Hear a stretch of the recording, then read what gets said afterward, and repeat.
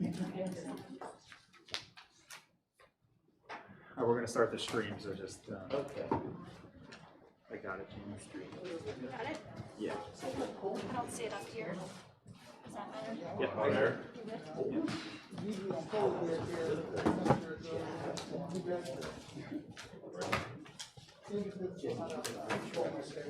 How you doing?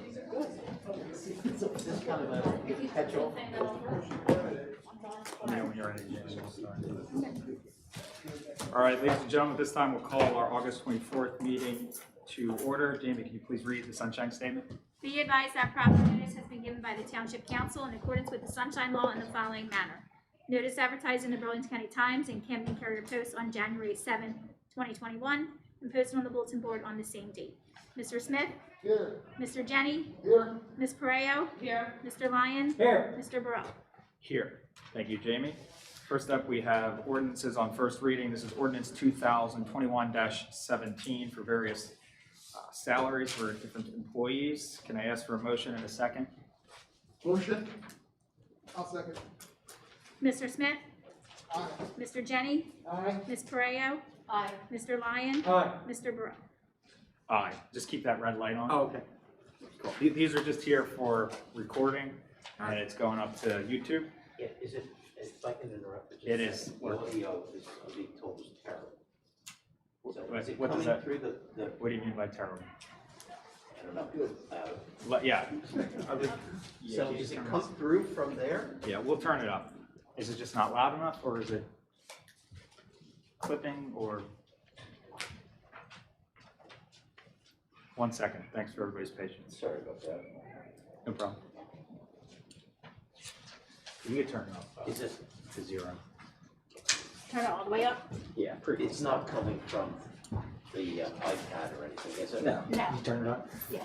On volume is what, Okay. volume is the. Yep, we turn it up. Just Okay. make sure you project. Can only Yeah, hear but- Tyler is what I'm hearing. So. We also have We have masks to on, use so our we outdoor need to voices remember. for that. Yeah, we also have masks on, so make sure we use our outside voices. So that ordinance did carry, will be on the next agenda for second reading. Next up, we have our consent agenda. Is there any issues to the items in the consent agenda? Seeing no issues, I'll ask for a motion to approve the consent agenda, which contains Resolution 2021-137 and Resolution 2021-138. So moved. Thank you. Second. Second. Jamie, please call the roll. Mr. Smith? Aye. Mr. Jenny? Aye. Ms. Pareo? Aye. Mr. Lyon? Aye. Mr. Burrell? Aye. Consent agenda passes and the resolution therein. And next up, we have some resolutions. This is Resolution 2021-139, authorizing the bond release for Timber Ridge. Can I get a motion in a second? Just a question, Sure. why are we releasing the bond already? I can answer that. Jim? It's because a new developer, T.O. Horton, posted replacement bonds. So these are just releasing the bonds to the original developer Right. that started everything. But Thank you. yeah, there's been actually no official, the bond just changed names. Yeah, got it. Just Thank you. procedural. Cool. Any other questions? Good question, that one. Can I get a motion and a second for that, please? Motion? I'll second. Mr. Smith? Aye. Mr. Jenny? Aye. Ms. Pareo? Aye. Mr. Lyon? Aye. Mr. Burrell? Aye. And the resolution carries. Next up, we have Resolution 2021-140. This is also establishing various salaries. Can I get a motion and a second? Motion? I'll second. Jim? Mr. Smith? Aye. Mr. Jenny? Aye. Ms. Pareo? Aye. Mr. Lyon? Aye. Mr. Burrell? Aye. The resolution carries. Next up, we have our motions. This is a motion authorizing the payment of bills, including all purchases made under the Cooperative Purchasing Agreement. So moved. Second. Jamie? Mr. Smith? Aye. Mr. Jenny? Aye. Ms. Pareo? Aye. Mr. Lyon? Aye. Mr. Burrell? Aye, and the motion carries. And now to our work session portion. We have a pretty lengthy work session, so we'll keep moving forward. First up, we have a presentation from the developer King at Delaware regarding sewer zone. I'm going to hand it over to our solicitor Sal, who will make the introductions and kind of give council what our command is for the next couple minutes as they present. So Sal, the floor is yours. So as they're approaching, we have here Mr. Jim Burns, who is counsel for the developer of Delaware. He has his clients with him, Mr. Canuso, Michael, and John close with him, Michael standing behind. So just by way of background, this is a presentation with regard to a request with the sewer for this particular development. It's already gone through the zoning board process. I think we've been briefed and have some background information in terms of it. So Mr. Burns, on behalf of his clients, had asked to come to council, present some additional information, which we allow him to do. It's not a zoning board, it's not a planning board, there's no meeting, there's no presentation, we're not going to vote or anything all like that, but certainly any questions from Mr. Burns or his clients. And then obviously we have Mr. Valesi and Mr. Minkowski here as well to answer some of the more technical questions with regard to sewer plant, the flow, et cetera, that I'm not qualified to answer, but I think it's a presentation for some informational purposes, and we can discuss I apologize for my back, I feel like No, I'm sorry, and I apologize. Between the temperature changes, my glasses are flying up and down and breathing, so if I go dark, I'll wipe them off for it. But good evening for the record. My name is Jim Burns. I'm an attorney. I'm with the law firm Denbo Brown and Burns. I'm here on behalf of Kings of Delaware LLC. First of all, thank you for allowing us to present tonight. We appreciate it. We know you have a very busy schedule, so we'll try to work our way through this as quickly as possible. You speak in your outdoor Yes, sir. voice possible. Very good. So again, thank you, Mr. I'm Lewis. trying to restrain it, so I think so. Very good. That's why. Yes, needs to be possible. Very good. So the property that we're going to discuss is at 150 Hartford Road. After discussing the matter with your solicitor, we felt that it might be good to clarify the approval that my clients received at the zoning board level. My clients did not receive use variance approval to permit residential uses on the property. Residential uses are permitted in that zone. So we were never required to obtain use variance approval for residential uses. We did appear before the board requesting a D5 variance, which is a technical D variance related to density, not to use. So residential uses have always been permitted in that zone. The D5 variance, as I indicated, was for density, as we were proposing a 30-unit senior cluster development on 18 acres, where 30 acres is required. So we needed that variance. We did a full presentation before the board. We did make the point that there was no affordable housing requirement for that cluster development, and there was going to be no impacts on the school systems because we're not providing any, it's all senior units, there's no single family homes with children. By right, we could have developed 8 or more, a few more large homes on the property. As a result, there was always going to be a need to tie into your sewer system. So whether we're doing 8 units by right under your ordinance or whether it was the 30 that was approved, we would always need to tie in. But we looked at other options. First discussion we had was the need for a pump station. We were able to resolve that issue by having the ability to provide individual pump stations for the homes, so that the new pump station would not have to be built, and that the homeowners would be responsible for their own pumping stations in their homes. So that took away any responsibility in the future, now or in the future for the township. But we also looked into septic, because we felt we should do that, and we did get a report from our engineer who advised that septic was generally not suitable for that site. We did receive a response saying, well, it doesn't mean it's not suitable, but we can go into what we think that means and whether or not we could sell a home where septics would be generally deemed unsuitable. I don't know who would look to buy those homes. And we have an obligation to make sure it's designed and engineered properly, obviously. So we took that step to look at the septic. When we got that report back, we decided it might be good to look at to where we were as far as trying to get the site developed. It is a permitted use, as I indicated in my intro. If we can't develop it, then we certainly have an issue with the property. Something I know your solicitor can address with you, but we felt it might be good to do a capacity study to get a good sense of where you guys are in the township as it relates to capacity. Because we knew it ultimately was going to come down to a capacity issue and to the impacts that this development would have on that capacity. So we undertook the study. And I have with me Michael Canuso and Jonathan Canuso. Michael is the one who spearheaded that review, using your records to do that. So Michael, if I could just introduce you, and you can just explain to the board what you did, what you looked into, and how you came up with the numbers you came up with your study. Hi, everybody. My name is Michael. Thank you very much for having us today. I think everybody got the agenda that was sent out by Jamie with all my studies, right? So what I tried to do is go through the entire township. I looked at every parcel, all your vacant lots, all your open space lots, and identified each parcel, block, and lot based on its current zoning. We used some general industry standards as far as density, the amount of square feet on a particular site per acre. And then I used DEP's requirements for flow to calculate out an estimated flow for each parcel. So one of the big things that the township was concerned about was making sure that they had enough capacity to meet the needs of everybody that's in the existing sewer service area. Because we're actually asking you to expand it to include our property.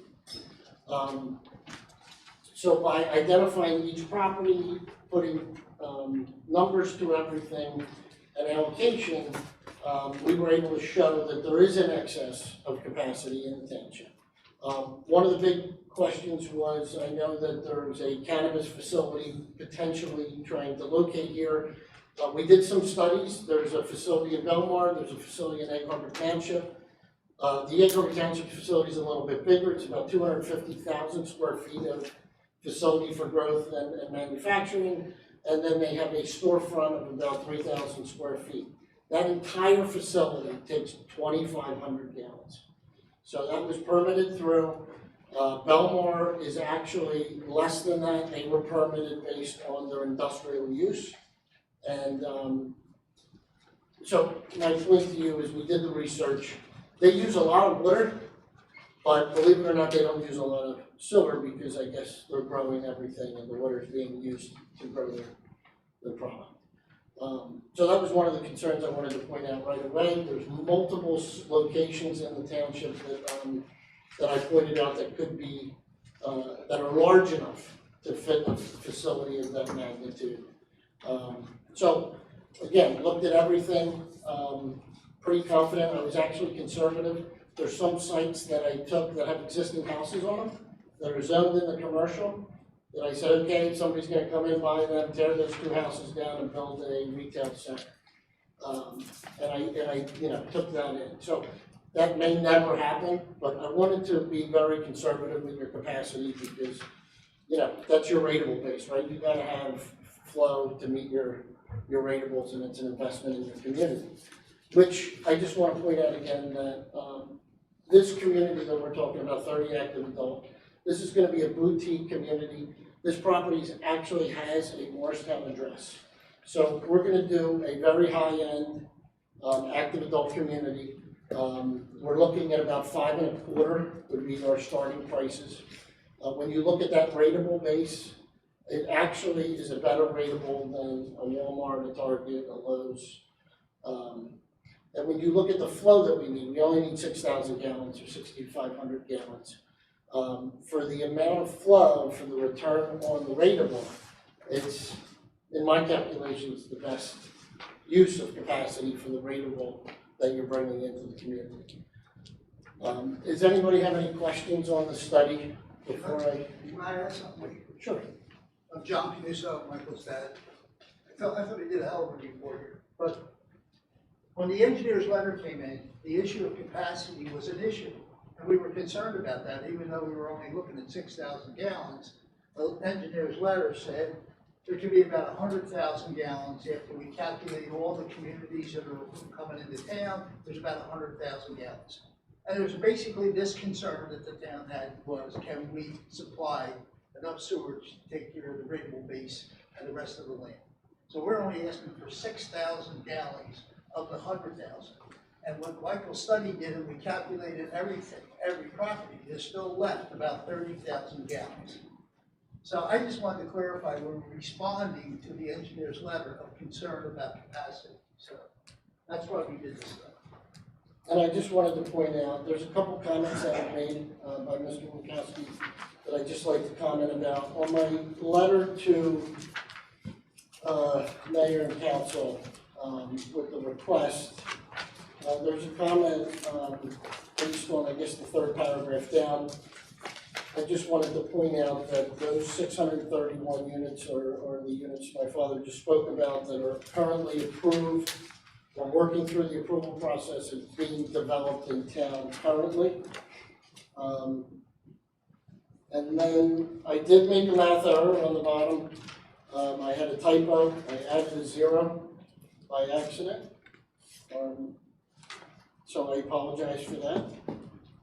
And my point to you was with 35,000 gallons, you can still, so warehouse space is about 0.1 per square foot. So at 35,000 gallons, you have enough for 350,000 square feet of office and or commercial. And then industrial and warehouse is used by, they base it on employees.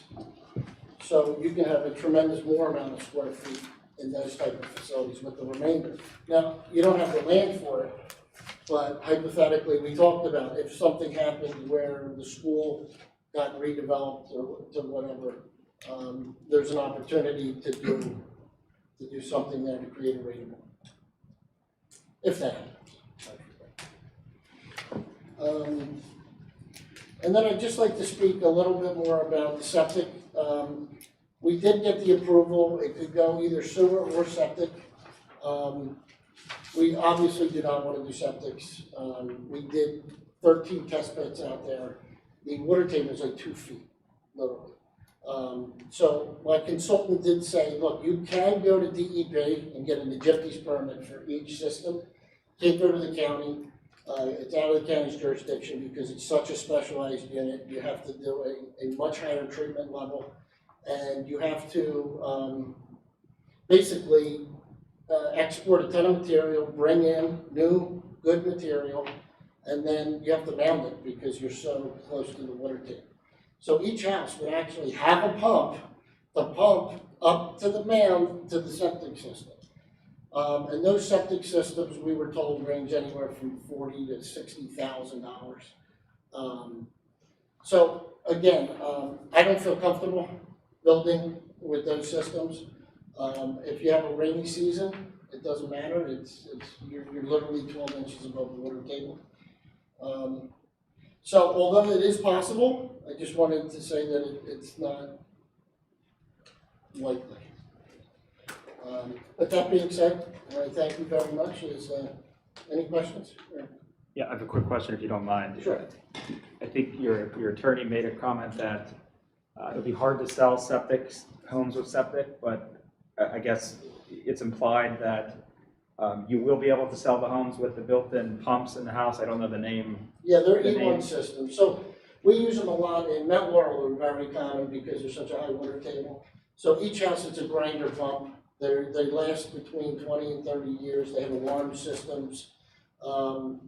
They are common in the high water table areas. They do use them for force mains as well as septics. I'm sure Jim knows these systems better than me. Okay. Yeah, the reason that came up is one of the issues that we had to address was the need for a pump station. And I think your town has 10 or 11 pump stations, if I'm not mistaken. So the concern was, I want to have to build another pump station in town. So, that gave us pause, but we realized through a lot of investigation, I have to say, these guys have spent a lot of time and effort looking into the best way to try to address these issues. And this company came about with these individual pump stations.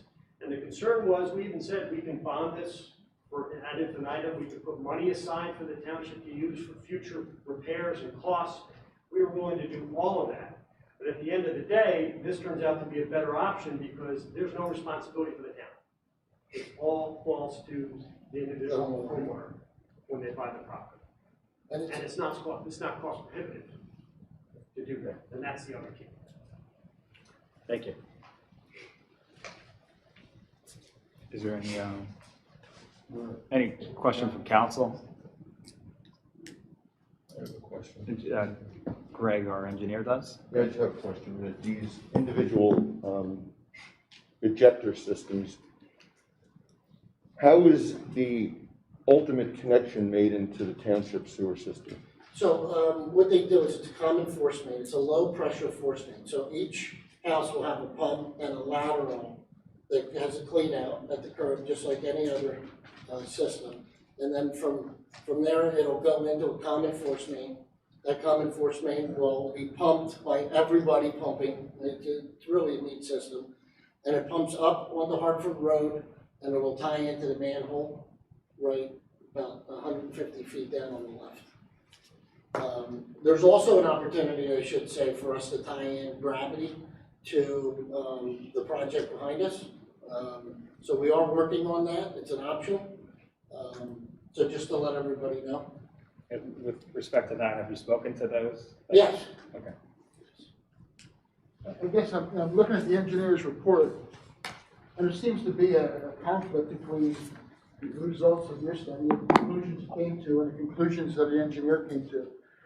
And according, to the comments that the engineer is making, the capacity will be very limited. Actually, after we have built out of 3 properties that we are commanded to allow development on. Yes. And those units, it would be about 600 some units, I think. They're already accounted for. So if you look at the very top of that letter, those units are accounted for. So there's 100,000 gallons remaining after those units are taken care of. That was all part of our study. We tried to account for that. So those were in fact accounted for because that came up when we were before the zoning board. That was part of the zoning board's review. So they let us know that we were going to have they said 500. Turns out it's 600 and change. But we were aware of 500 at the time we got the approval from the zoning board. Jim, go ahead.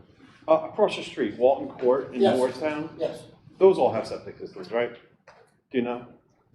Behind us, you're saying? Across Hartford Road, I'm not Walton sure. Court. Across from you is Pear Tree, but the development over in Moorestown I'm not sure. is Walton Court. They all have septic systems. Okay. Yeah.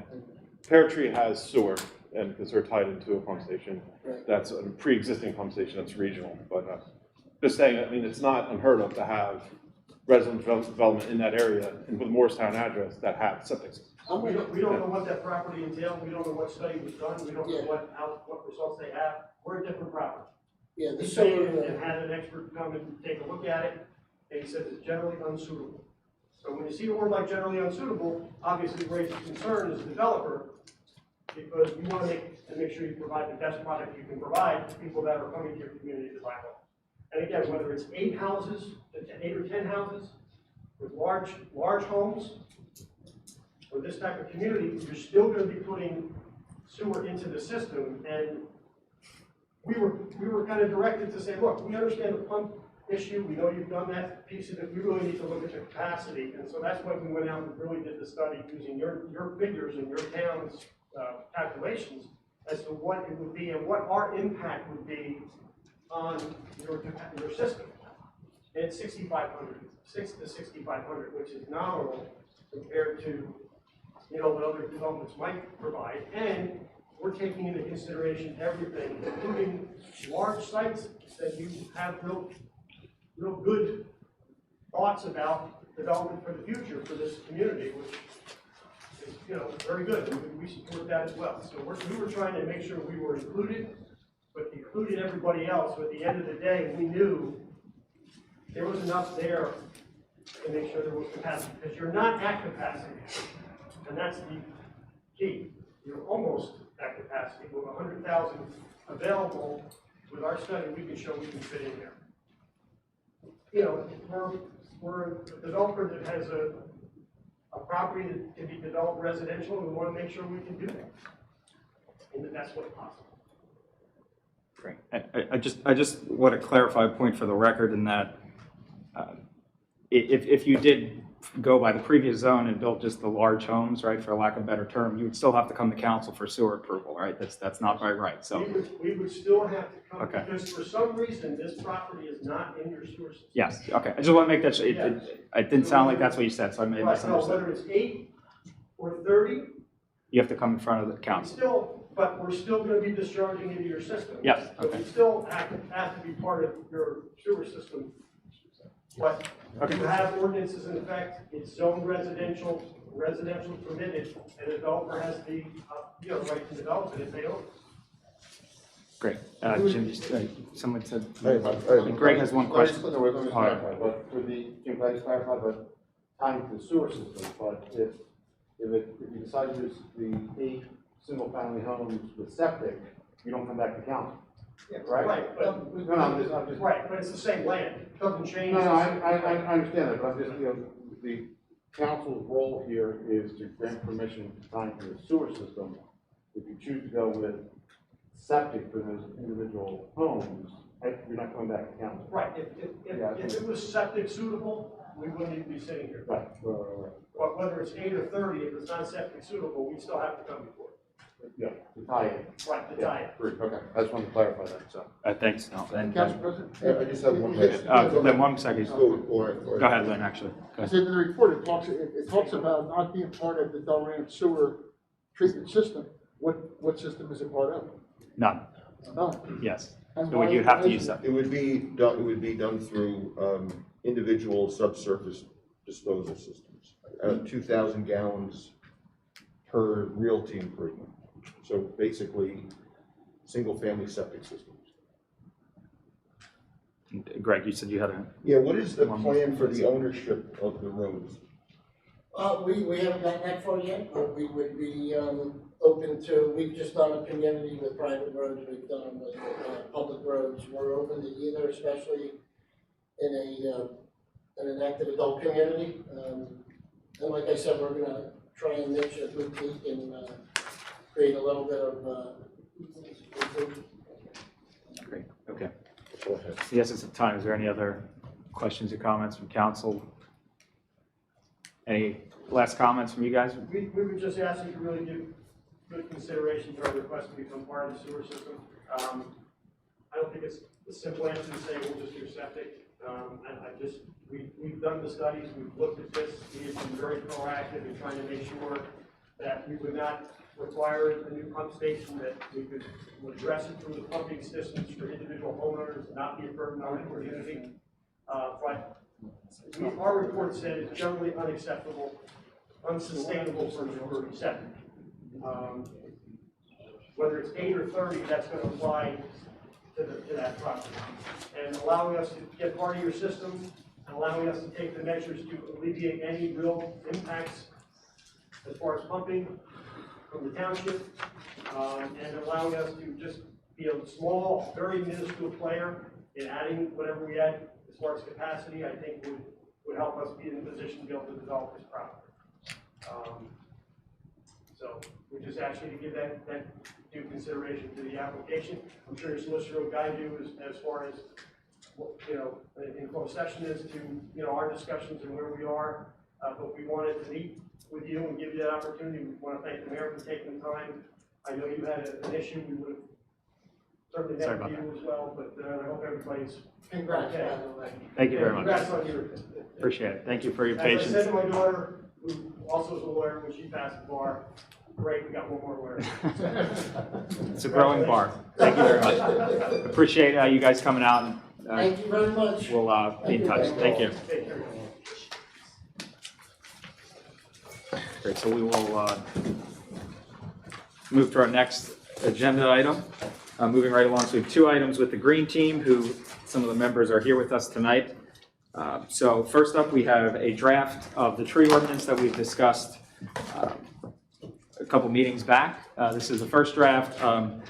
Deb and I actually, for those who don't know Deb, she's our chairwoman of the Green Team. She helped write regulations at the DEP, so this is her niche. And just as a newly minted graduate of law school as well, so we have spent more hours, and Kath has spent more hours reading this than we should admit here on the record. And so we did speak to Jen before the meeting with some of our notes and things. So just be clear, this is not a draft that will be voted on tonight. It will likely change some of the organization flow, but the general thrust and command of it is what I think is at issue. And I think Sal has some points that he needs us just to clarify. Yeah, I've got a few questions based on your discussions. I'll jump in, I'll reference, Great. just some direction the council has to. 1 second, Sal. If the green team is more than welcome to comment on this as well, once we get to that portion. So go ahead, Sal, if you want to start us off. Sure. Let me just grab it. I just swear on this. Okay, so I have a paper copy of the ordinance. Does everybody have a copy of the ordinance in Yeah, it front was of sent them? around. Okay, Just feel free to jump in at any point. so I am actually, it looks like it's the third page, it's still the definition section, so it starts on the top, the definition section starts on the bottom of the second page, so go to the next page, which is the third page, it starts licensed tree care operator. And if you go down about 3/4 of the way on that page, it says specimen tree. There's a reference to the Delran Green Team. So our question here, which is going to sort of direct a lot of the things we have, is, as I understand it, the Green Team is sort of an ad hoc informal committee, and in order for this to be part of the township, we'd have to either make it a formal committee if we were going to give this authority to the Green Team, or there are existing township offices, construction, zoning that can perform this role. Yeah, so in regards to that, because I did speak to the green team, they're pretty established. I don't know if it's in the code, but whatever we need to do to make them established, they do. They act as if they are established, and we support that. So we wholeheartedly want them involved. The specimen tree, Deb, tell me if I'm wrong, is designed that if there's a tree of substantial interest, sort of like Deb's tree that was on her property that won an award, right, that an organization, whether it be the green team, members of council, or the zoning, some body would deem that a specimen tree that wouldn't count towards any of these numbers. It would be protected, it wouldn't count in the sum of all of this. So it's just a way to protect trees and ensure that they're not getting ripped down, especially if they're of significant historical value. So we don't anticipate there will be a whole lot of them, but if there are, and council wants to recognize it, somebody couldn't take it down unless it was had to. Like the tree on the corner of Conroe and Paintsville, the big old oak tree, specimen. But not every tree. It's very unusual. We thought that maybe council could do a proclamation to make it a special tree. So Sal, if that works, we can have council be the body that deems what trees are special, be a resolution or something, whatever. It's really going to be a very rare scenario. Yeah, it is. yeah, no, it's not so much just for the specimen, but there's about 3 or 4 other spots in here. I think my guidance, you've given me my guidance, which Okay. is to have the green team become a formal committee of the township, and that will guide us accordingly in other questions that I have. We are by resolution, appointed by resolution. Okay. I mean, where is it? Because I don't know. We have to find that and make sure that that's incorporated. Yep. Okay, so that takes care of that one. So then the top, the tree removal permit, similarly, which is about 3 paragraphs down. So at the end of that paragraph, so then that body would be whoever's deciding the removal or replacement, that will be the green team. Well, that's what I need. I don't think the green team has the administrative body to do that. I think, and ultimately we'll defer to the mayor's office, but I mean, is this construction? Do you want public works to do this? I mean, who has the capabilities to issue tree permits? It's really not that robust of a process, but there just needs to be some office that's accountable for it. This is a permit to remove trees? Yes. Yeah, no, I'm not there. It's how do we get onto that list to say which trees are being. Can you ask the question again? Yeah, so it's compiling the list. It's not the actual function of going down and taking down the tree. That's the permitting process for the construction office. It's which body is going to identify which trees have to come down. So in the same way, 2 paragraphs above, Oh, I understand. where the green team identifies what the specimen to keep it. Similarly, this body, which I think it makes sense for the green team to say, no, this tree needs to be removed or replaced, identified. The actual taking down of the tree, that permit, that goes to the construction office in due course, but Yeah. identifying which trees are coming down, I think would fall to the green team. Oh, Sal, it would actually be whoever, the landowner who wants to take it down would identify what tree they want taken down. With input, I believe, from, I mean, do you want to have some input? From the No, it's full, No. you know, so the whole, yeah. So I have a tree on my property I want to take down. I can take down 3 a year. Anything after that, outside of exemptions, you then have to either replace or contribute to the bank. So individual homeowner decision, nothing to do with green team. No. Yeah, so if it's on your land and you want to take it down, you would get the permit, and that's how it will work. And that's how the current ordinance reads as well. Okay, Yep. and you want to keep that. So Yes. individual homeowner decision. Before we go further, though, it says the Delaware Environmental Affairs Advisory Committee is. I don't know, we had a question mark, we don't know who that is. No idea who that is. We don't have one. Let's strike that. So let's take that out. Yep, that'll be removed, yep. No, there's a big question mark there. And then going down a few paragraphs, so C, enforcement, Roman numeral 5, the small v. This is the tree removal in township, for those in the township property will be the responsibility of who? You want it to be the DPW or the construction office? We need to pick one here. Where are you, Sal? So same page, paragraph C, The A. enforcement. A is applicability. This. You have 1, 2, 3, small 4, small 5. Okay. You got it? You're talking about removing trees from the township? On township property.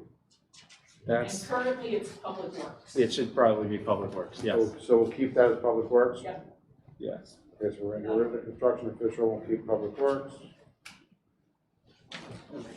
Go down, two more sentences, tree replacement, so the small, letter, the 2 I's. Yeah. These all submitted tree removal and replacement plans are to be reviewed by a licensed tree expert at the planning board. These are for your larger developments, So that's incorrect though, but. but for the individuals, how do you want it to happen be for an individual? So the large developers would go in front of the planning board because it would be a part of whatever site approval. Yep. I'm not versed enough to say what it is. Yep, we'll And keep then that, yep. the residents will be going to the construction code or whoever in the township they're getting the permit from, and it's a part of that process, right? I'm taking Okay. down 5 trees, 2 of these are exempt. There's a form we'll create, whatever it is, and then they're the ones that say yes or no and review Or is it. the point of that to be that any removals by a large operation would have to be approved by a licensed tree expert?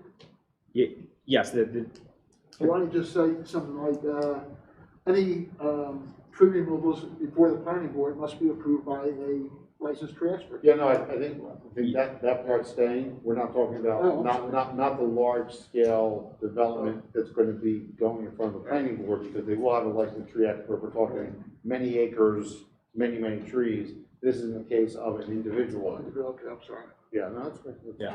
And we would like, in the rare instance that somebody has a personal property that they're gonna take down 15 trees, we'd like to go to the engineer's office and have the licensed tree expert review that project.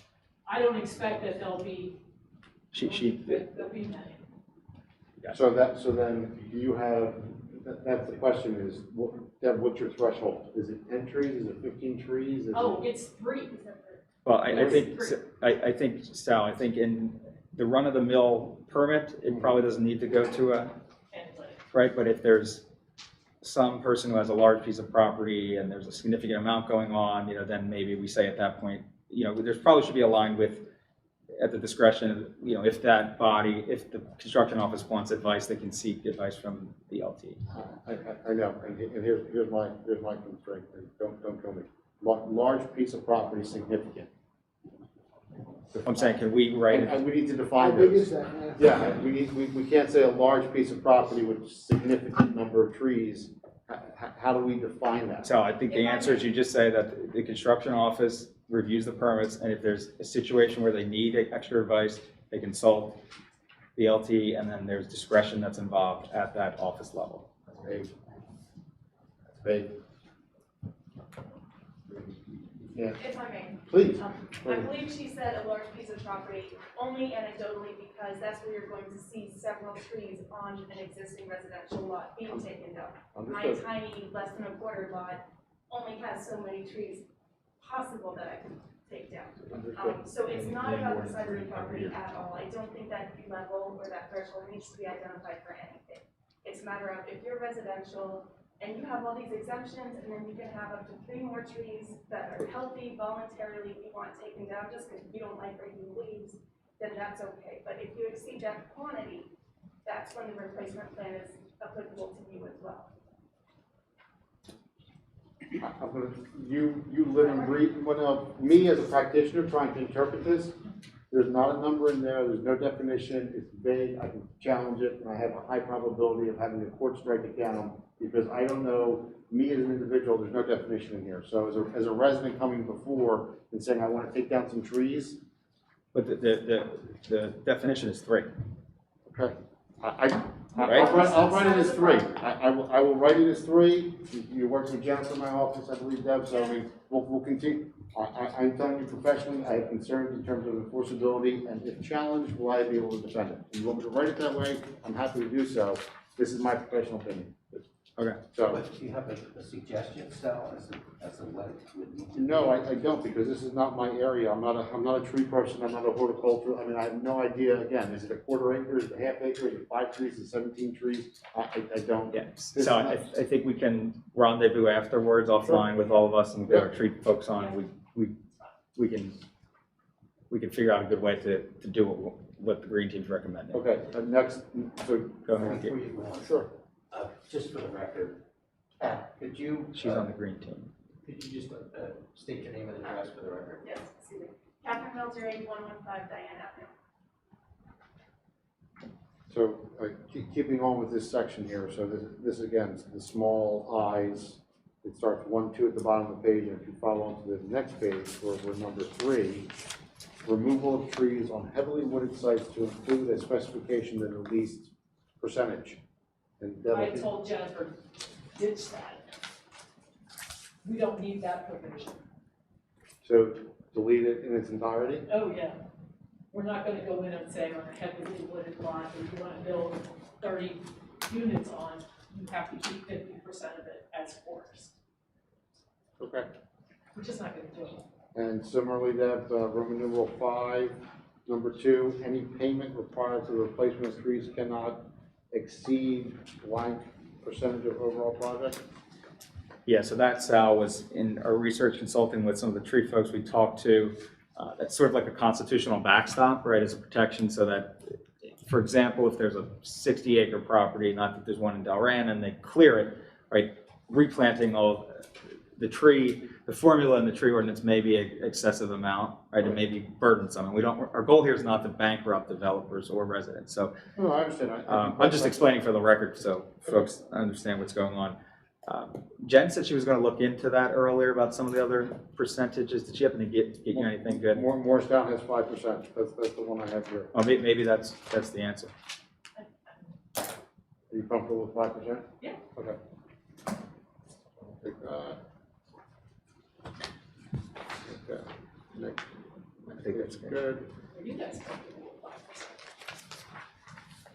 We've never written a tree ordinance, so that sounds good. Deb said, are we comfortable with 5%? All right. Yeah, is everyone comfortable with? All right, We're making this up as we go, so. Three pages down, so, D, E, G, section G. So three pages down, section G is protection of preserved vegetation with root zones from construction.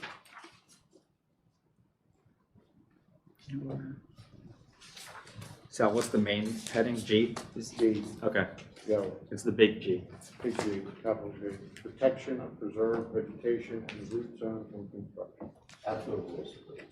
protection of preserved vegetation and root zone from construction. Sorry, I feel like I'm yelling. It's okay. The masks don't help either. Are you there? Yeah. Okay. Everybody's there? Yep. So G starts at the bottom of that page, goes to the next page, and we have small a, b, c. We are at small letter I. Removal of the fence or disturbance within the fenced area, except as noted below, shall be subject to penalties outlined in, and there's a question mark there.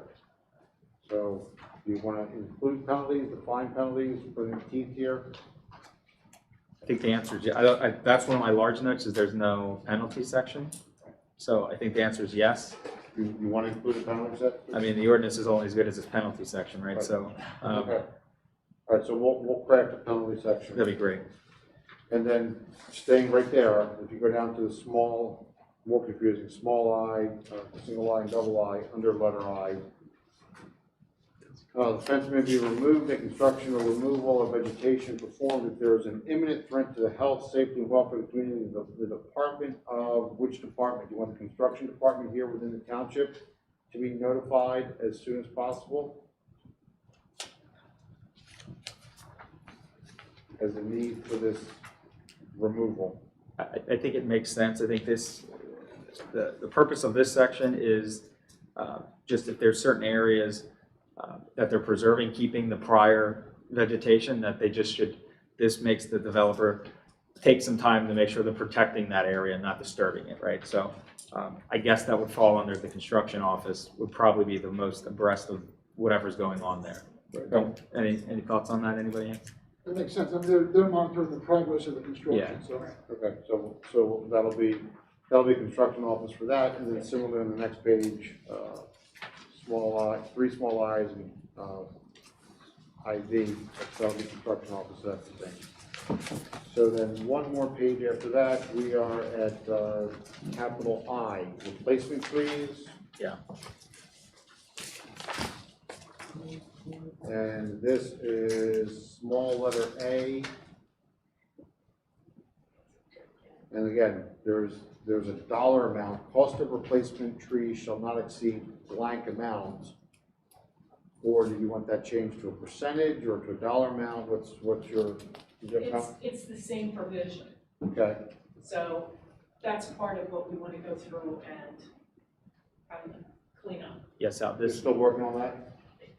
Sal, this section is a duplicate. It's mentioned earlier in subsection C. Okay. So, yeah, we already defined that. I think it was 350.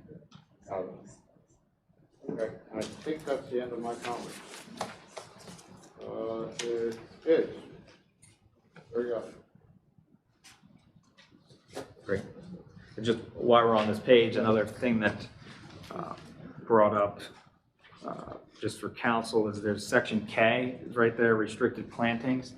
We're actually going to, bamboo is an example. Remember, Lynn, we talked about that.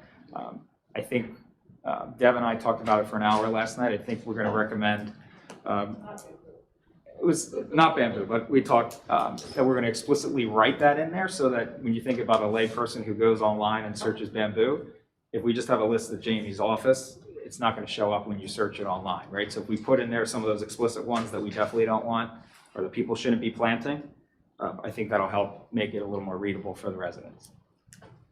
And there's apparently a list of all these items that people shouldn't be planting, so. Plus it's flexible that way, too. Yes. Yeah. But is there any, before I go over to you guys real quick, is there any questions or comments from council? This, like I said, this is a draft of this. This will be polished up and revised a couple times. But any thoughts, questions, or comments? Just one quick one, for replacement trees, you said that whole section's coming out, like from A down to B? Yeah, I can summarize what it will be. Okay.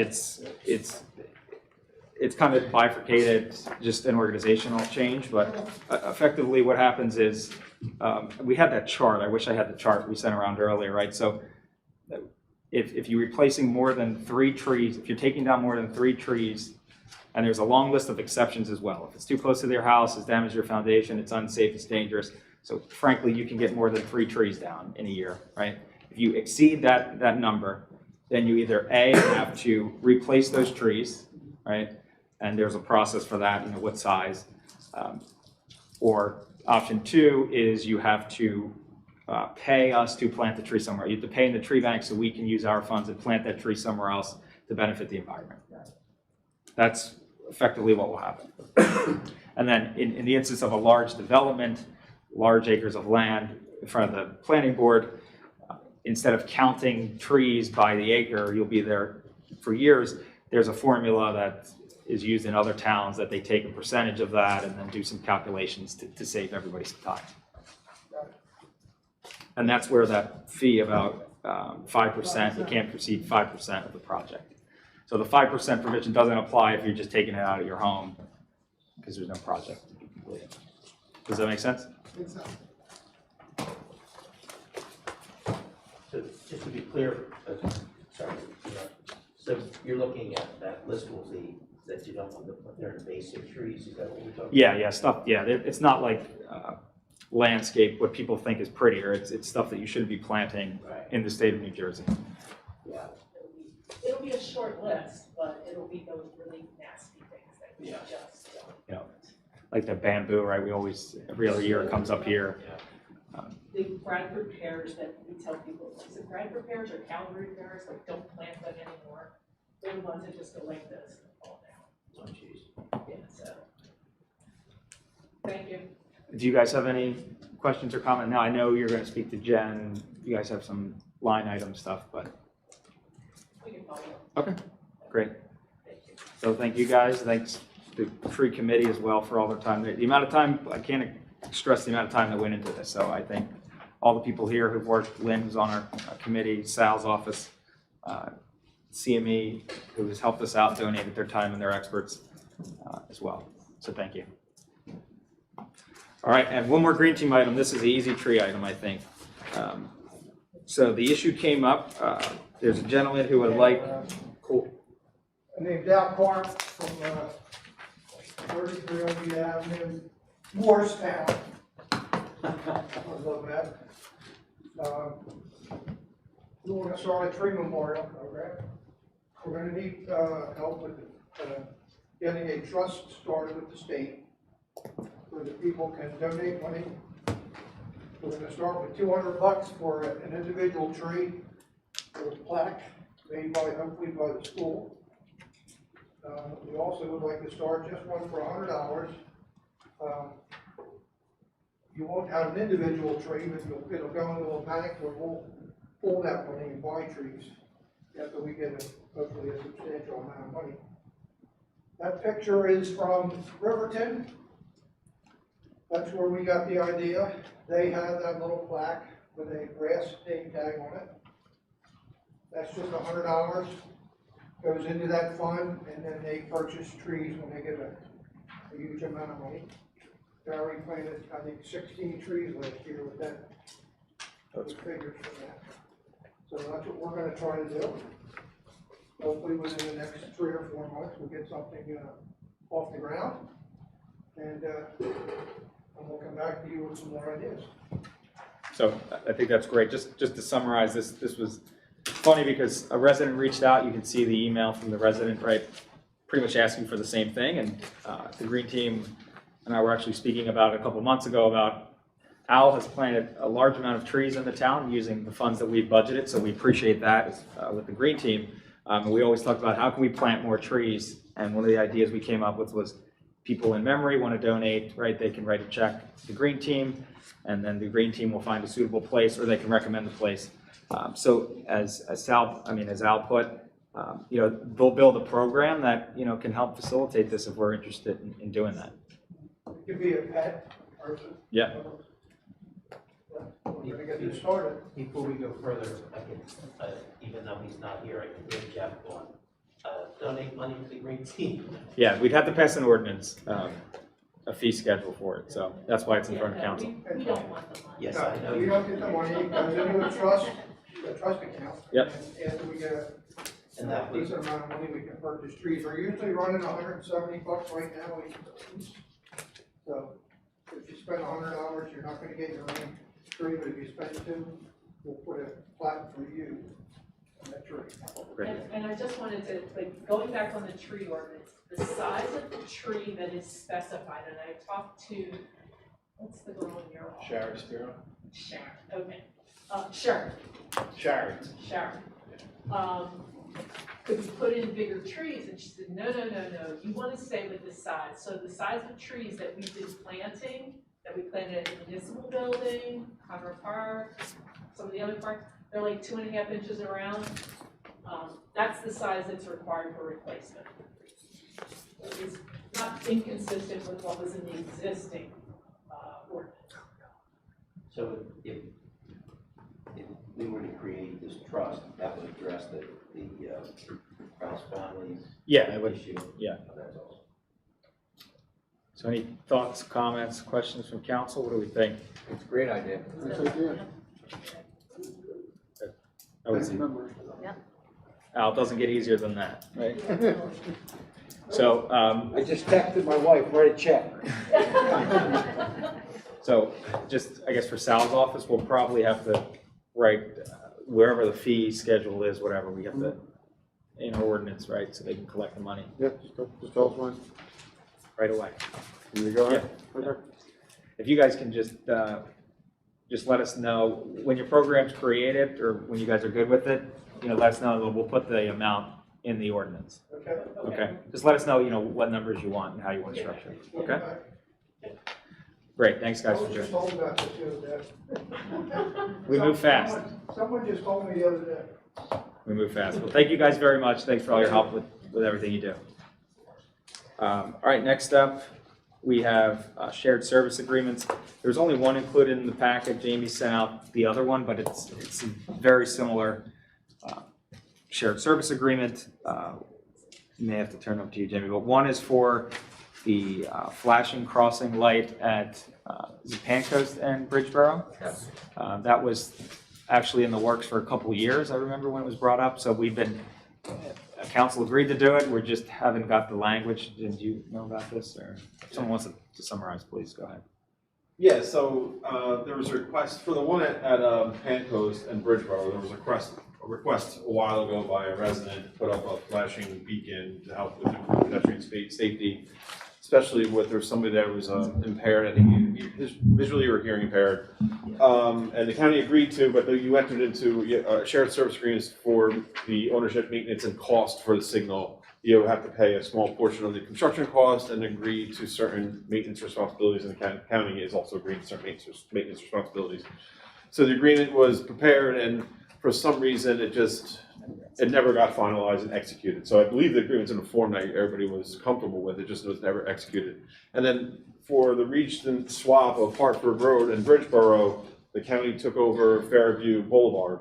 And there's two traffic signals along that, one at Fairview and Hartford and one at Fairview in the shopping center. So the county is now asking you to enter into the shared service agreement for those two signals. It basically says the county is taking over ownership, responsibility, and will do certain tasks and ask for the township to cooperate. The township's responsibilities are pay for the electric service, which is very common.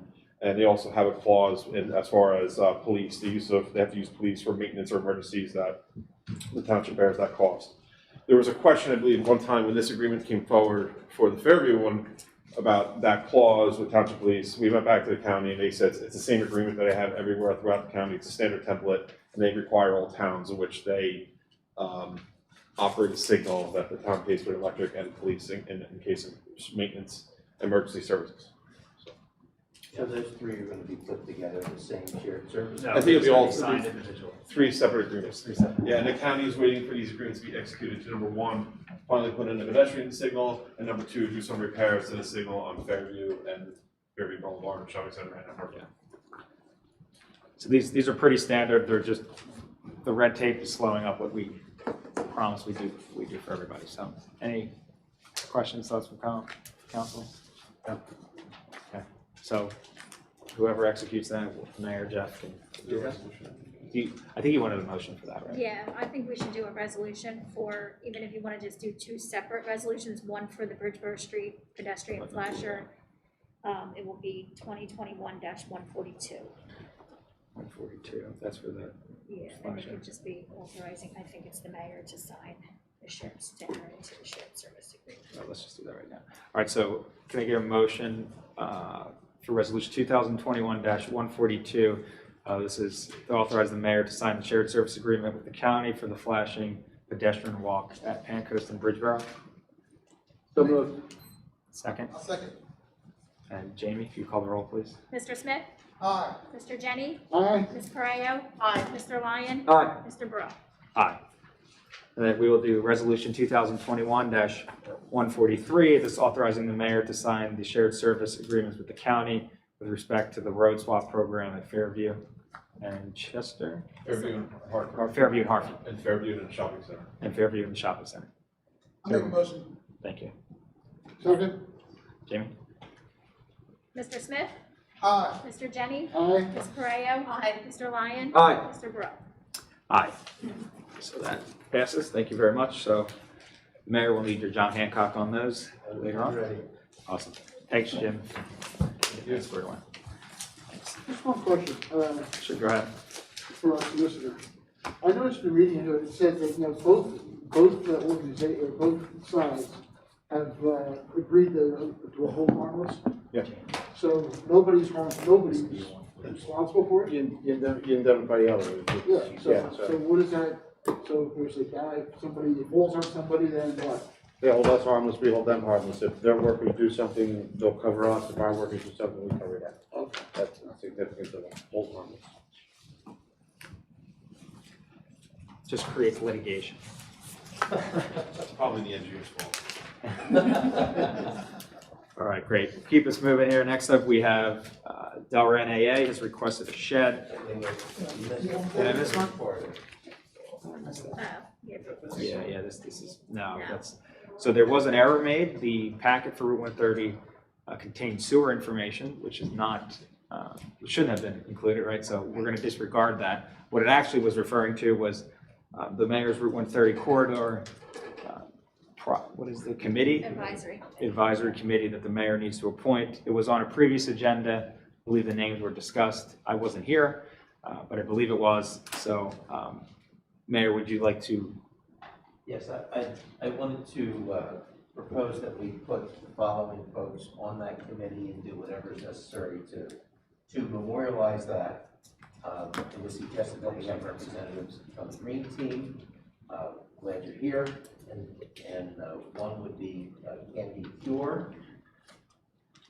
And the second, who was here with us, Kat Malgeri. And, okay, Councilman Smith, Councilman Lyon, myself, and Jeff Hatcher, who's our township administrator. That should give us plenty of folks. So those are the 6 folks that I'd like to put on the, you want to be on there? I asked you and you said, Oh, I said fine. oh, all right. And in addition, we have I always add that. a late scratch addition. As if the tree ordinance isn't enough to keep her busy. Now that she's has all that free time without having to review the tree ordinance. And Deb Hammer. That'd be great. So Mayor, it is your appointment, so we would just consent Thank you very much. to that. So I'll ask for a motion to consent to the mayor's names for the committee. Motion?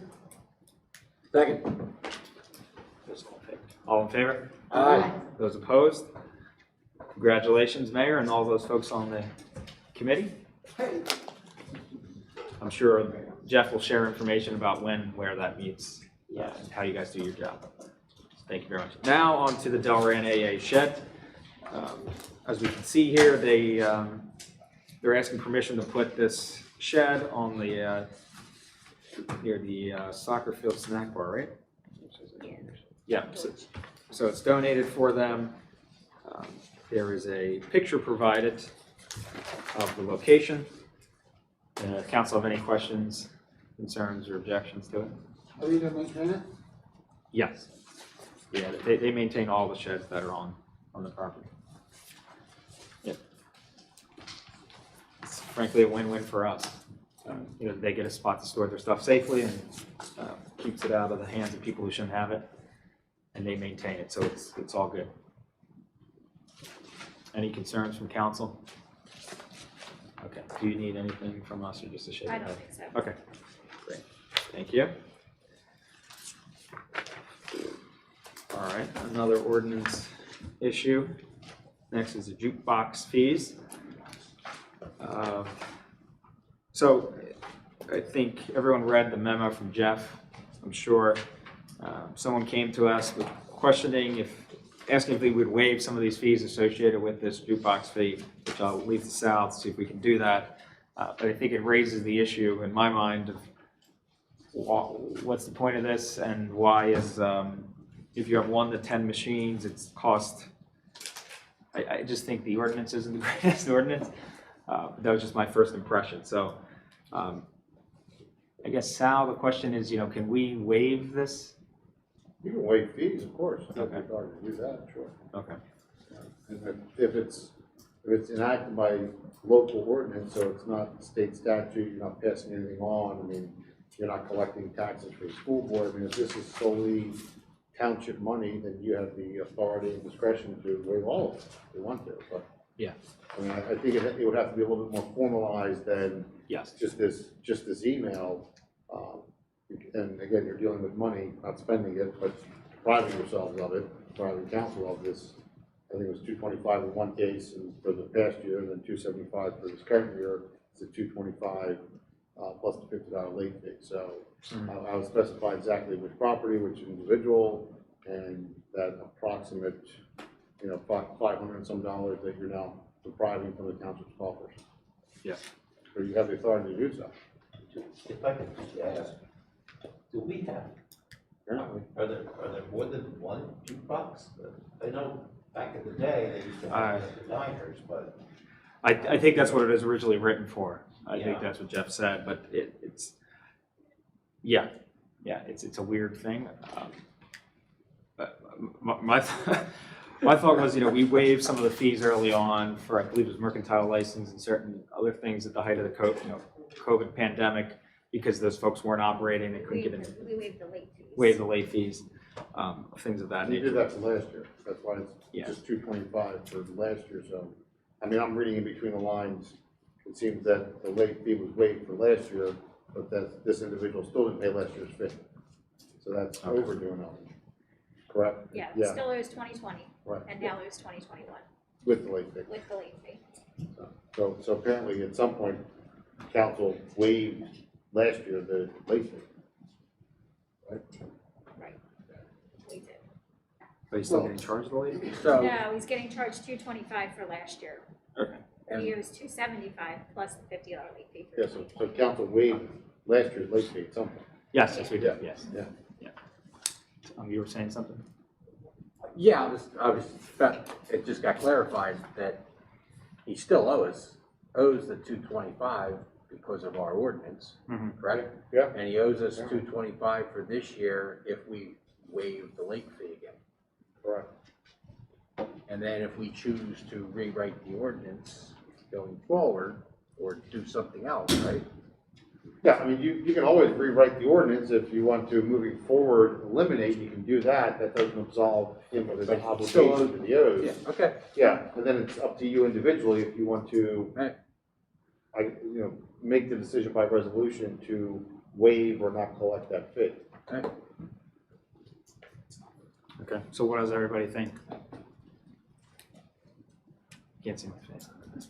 I'm okay with waiving the late fee, but still owes the money, right? Or Yeah. or whoever.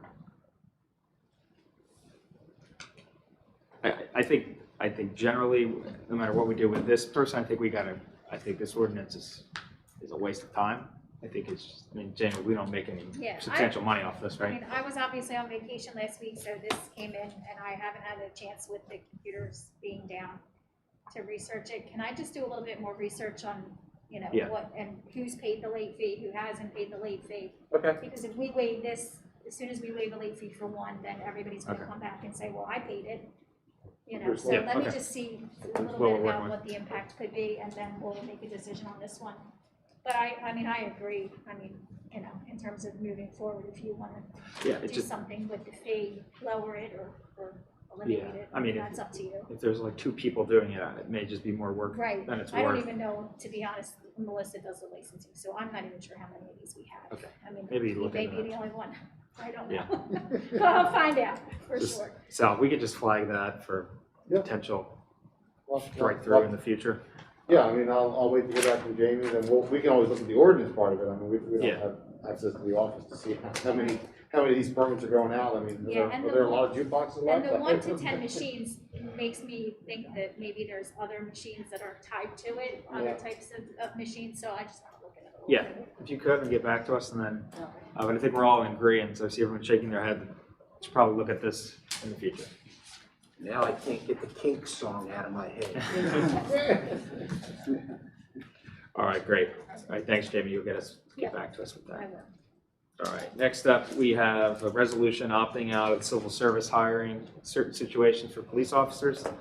I will ask the mayor to comment on it in a second, but this really frankly gives us more opportunity to hire police officers in a time where it's hard to find police officers and the township needs police officers, right, Mayor? Yes, thank you, Council President. So, staying in touch with Jim on a frequent basis, the chief, we have a real issue with police and hiring. We have a couple of folks that are out additionally. So in order to maintain safety, this was one of the things that we looked into. It made some outreach to various communities for addition, if they had officers that were, maybe from different communities that were interested, and we had some response. So this, as it says in Jeff's memo, basically these are already officers, already trained, already through it, and if they wanted to leave where they were currently working and come work in Delaware, that we could, help me if I'm saying this wrong, so we could by resolution, or you all could by resolution, exempt those You're opting opting out of putting them through the whole civil service thing and just hire them. And let me just say, we need to hire more police. We had a number retire, we have a couple folks that are on, workers' comp, somebody else is on a leave. So we're in need, this enables us to hire some folks that we desperately need. Great. I think it's a no-brainer, but Yeah, civil service has good points and bad points, and a lot of times it does tie your hands on hiring processes and whatnot. So I certainly, from my perspective, am in favor of doing it. great. I think you said it well. Yeah, it has its pros and cons, and sometimes it tends to slow up the process and make it harder to do what you got to do when you need it. Any other questions or thoughts? All right, so what do you need from us? Do you want to pass the resolution now? There's a resolution in the packet. Let's just do it. Yeah. It would be 144 if you want to. Yeah. You can adopt We it don't need tonight. to do it. Yeah. All right, so this is resolution 2020-144, resolution to opt in, to opt out into examination, No, Resolu- to opt into examination exemption, civil service hiring. as procedures. Jamie said. Thank you. That was it. Good. So that's resolution 2021-144. Can I get a motion and a second, please? So moved. Second. And Jamie, could you call the roll? Mr. Smith? Aye. Mr. Jenny? Aye. Ms. Correa? Aye. Mr. Lyon? Aye. Mr. Burrell? Aye. Resolution carries. Thank you very much. Thank you, everyone. Thanks, Mayor. And next up, we have the Jim Show. It's all about Jim and Greg here for the next couple items. So I'm just going to let you take lead on this.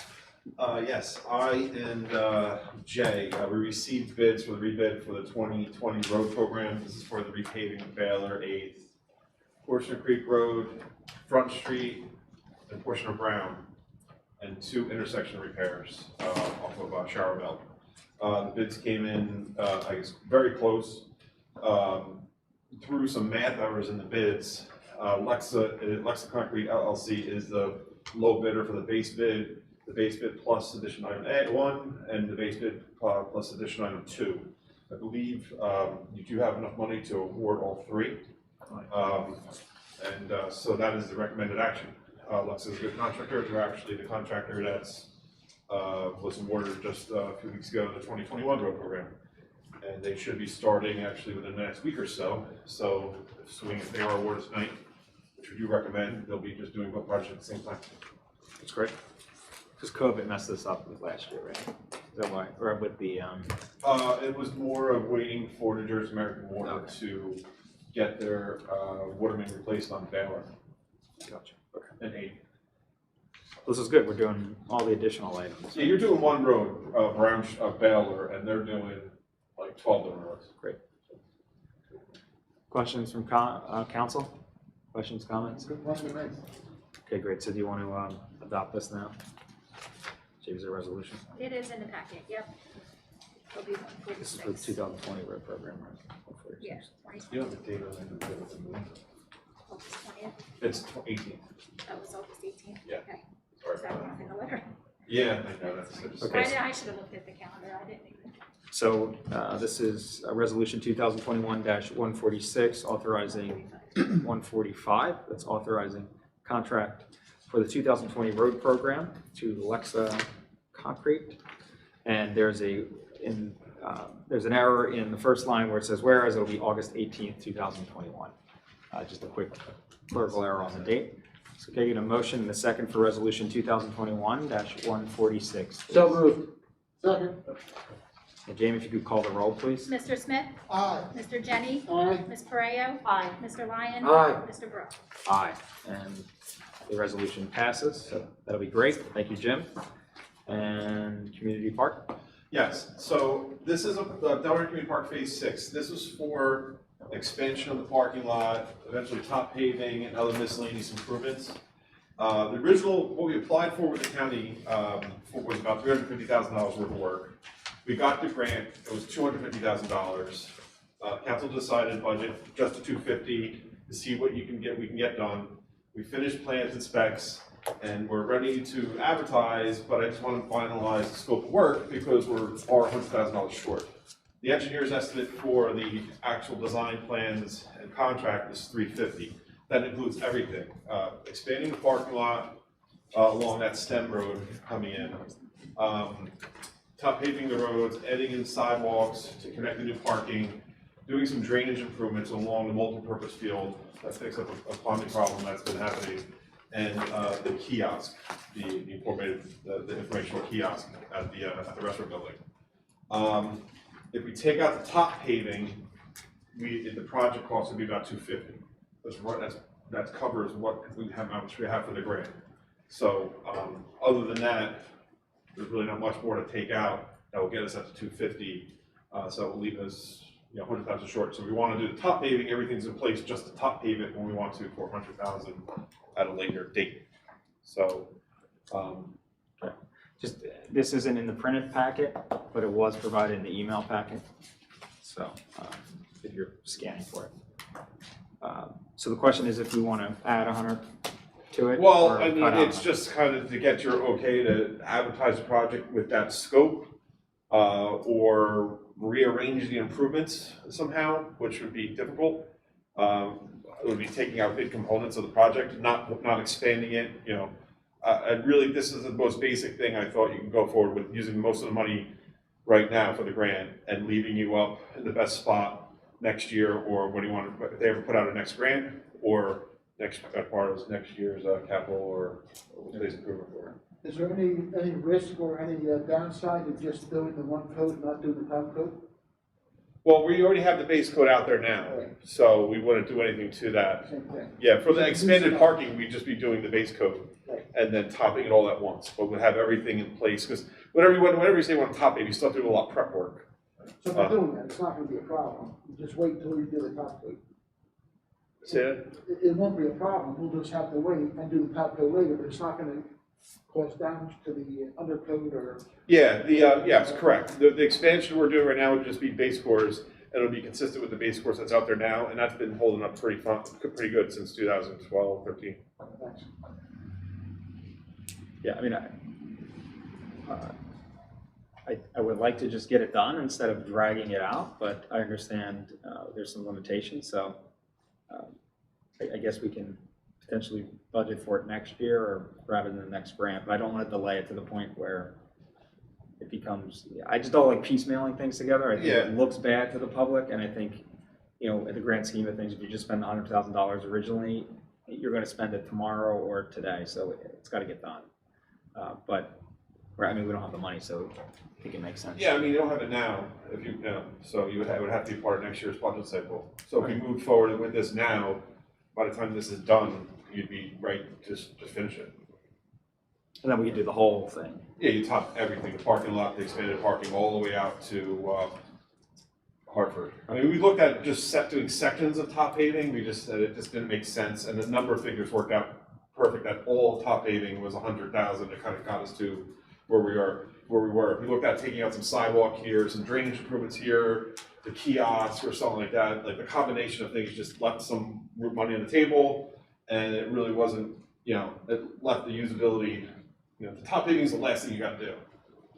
Well, I mean, I guess it makes sense if we just do that all at the end in next year's project, Yeah. right? Would it, I don't think it would be, if we were to luck out and get a great bid, would it be possible to have the top coat as a deletion item? No. If it came in, the bid came in at $250 for all of it, probably wouldn't, or is that just an impossibility? It's too much of an item to have as a deletion item. There are rules as far as how much you can put in a deletion. Usually when it's like 50% or more of the contract value, the contractor can argue and object, saying like that was all their work and you took it out. So you kind of try to leave the end deletions to like 20%. Had to ask. It's a good idea. So what are we, thoughts? I think we should plan to get that done in the next budget. Yeah, just do the whole thing? Yeah. Yeah, I think that makes sense. It ends up working out. Okay. Everyone good with that? Do you need action from us? No, I just need direction, make sure you understand what's going on, and then we'll proceed with bidding it. And then, you know, hopefully the prices came in good for the base and leaves us some extra money for actually for the top paving and then finish it next year. So can you just flag for next year's discussion? Yes. When that comes around, Yes. budget season, so we don't forget?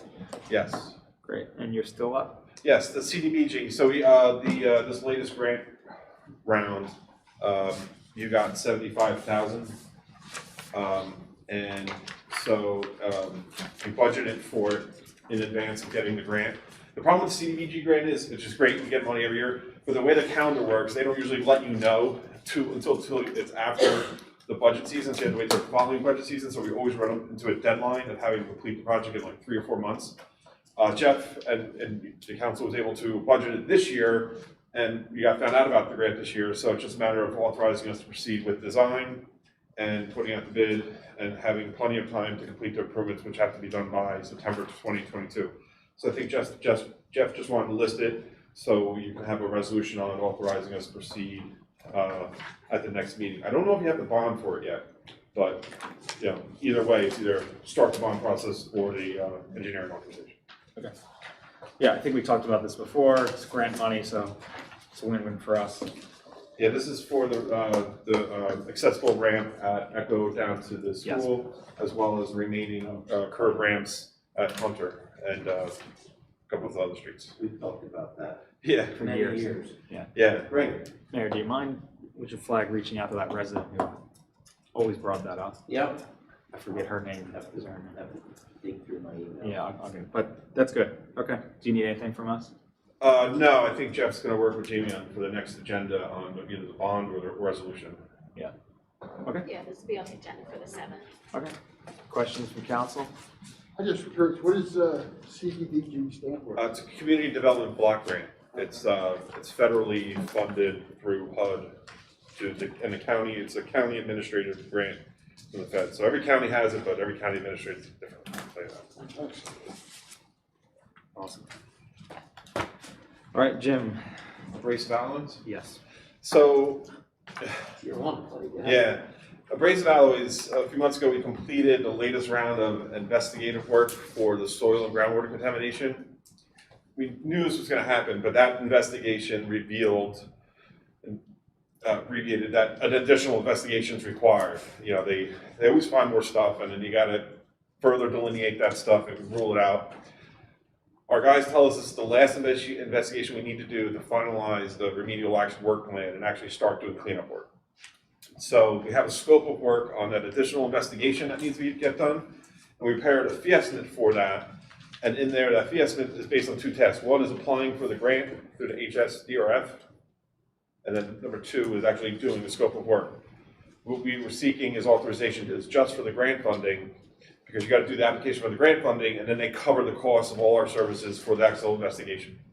So the HSDRF fund has funded everything up to date with regard to everything we've done as far as the soil and groundwater contaminations. And then from there, based on the cost of the remedial action work plan, there's different directions we'll take. Is either ask for more HSDRF funding, which only will cover 50% of the cost, and coordinating with our potential redeveloper on the rest of those costs. So, it's $6,500 in professional services to do the grant application, and that's the most critical because we got to get that. Getting the funding from them is just a long application process. Okay, we have to go through with it, so. That'll get us, somewhere around 65,000. Yes. My only question for Sal and Jim is, there's a court settlement regarding a lot of, time, there's a time frame. Can we just make sure, we're obviously not going to meet that, but what are the processes to make sure we don't become non-compliant? Yeah, I mean, in terms of the court order, you just tell me when to bring this to the court's attention. I mean, Yeah, I mean, is it the weed COA council who does, I just don't know the process, so can we just, you just make sure that that's something that we don't jump into an issue with? I mean, you've got one or two options. I mean, I don't know the compliance plan. I don't have a tremendous memory, but there's COA council, so it seems through no fault of our own and good faith effort. Yeah, absolutely. We're going to miss the deadline, so we can voluntarily bring it to the court's attention, which is something affirmative if you all want to do that, or we have a compliance plan. Once we get some more information, then we can definitively get some more timeline. You just tell us when you want us to notify the court of it. So we're going to wait for this last part of the investigation and see, and that I think may be prudent, other than But maybe we can work offline with co-counsel and see what they advise, and just make sure it's on the radar. I think all the parties, my understanding, understood that there were some expectations in here that would have to get changed as we went through the investigating process. If I could just add, it seems like it might be important to make sure that exactly what that timeline is, so that if we're close, we should let the court know, and if we're not close, and we can get the result of this, and then say, look, we have to do this additionally, and it's going to be a little late. I promise that I'll make sure for you next time. Great. I'll follow up with COA council. Great, thanks, Sal. Appreciate it. So we really don't have any other options with council. Any got to get it done, right? Yep. Those are the easiest decisions. So thanks, Jim. And you got one final home run for us. Yes, Fordham, Edgewood, and Howard. So these three roads were started the whole PSE&G and then eventually New Jersey American Water project. PSE&G came to us about 5 years ago and said, hey, I need to replace all the mains on these roads. And when we do that, we're going to repave half of them. And we said, well, that doesn't make sense because they're in such bad condition. And that's how we came up with the swap with Baylor, right? And then they did their work. They repaved all three of these roads. We budgeted for Baylor, and all of a sudden, New Jersey American Water and PSE&G both came back and said we have to do replace mains on all these additional streets, none of which were these three. And then we came up with the whole road swap with them on repaving, and then we also said, okay, well, if you're doing our repaving, let's do concrete work in advance of you doing that, so you have a complete product. And that's Ithaca, Juniata, Colby Court, Fifth, and Linwood, probably missing one. And then that was all settled moving forward. And then New Jersey American Water last minute said, you know what, we do have to go into Fordham, Edgewood, and Howard and replace the mains there. They were notified with 3 or 4 years earlier when PSE&G was doing the work, and they said, absolutely no, we don't have to do it. And now they said they do. So we said, well, they just paved the road, and it's under moratorium, so you have to do for all the curb to curb. They said, okay, we get it. They did the water main work, but we already budgeted for the 2021 road program, which was all the concrete work. We did put out the bid, concrete work for Fordham, Edgewood, and Howard as an addition item, but the bids came in too high. You just had enough money to do the 2021 road program as budgeted, as intended. And that the additional item cost was about just under $100,000. So New Jersey American Water would be willing to put off paving of these 3 roads, curb to curb, until next year, if you were interested in budgeting $100,000 in next year's road program for that concrete work on those roads, those 3 roads, in advance of them doing the repaving. It's uncommitted right now because you actually have to budget for it next year, but I just need to give direction to New Jersey American Water to pave it now or pave it next year. They've already done the work, or they're They going? did the water main work, they did the services, and it's all temporarily repaired. They're just waiting to pull the trigger on paving.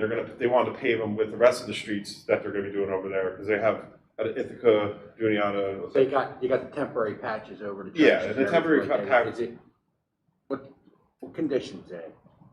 It's good for you know, okay. yeah. Baylor's been on temporary patch for like 2-3 years now, and it Okay. holds up pretty well. I mean, that's one of the things that we've witnessed, all the temporary repairs, and make sure it's not something that's gonna last only weeks. It's gonna last until you're ready for final servicing.